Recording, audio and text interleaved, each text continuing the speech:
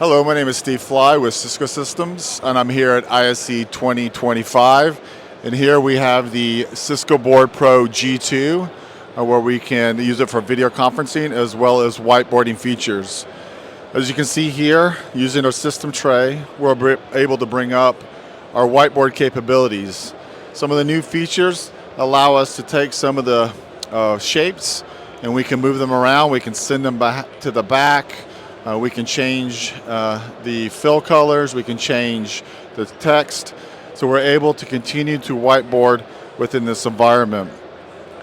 We can also add text into here. We can say hi. We can change that text and be able to control that and be able to interact with people locally in the room as well as those remotely attending. And you can see here, this is a remote attendee using the whiteboard within the WebEx app, and they see the same whiteboard and they can also interact with it through the WebEx app and through this whiteboard app within it. So that gives you that capability to be able to use the whiteboard. The other thing is we're able to use web apps to work with third parties and use their whiteboards.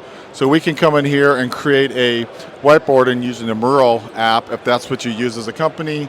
With this, you'll now be able to use this as the whiteboard to be able to interact with it, save into a Mural account so you can continue whiteboarding later.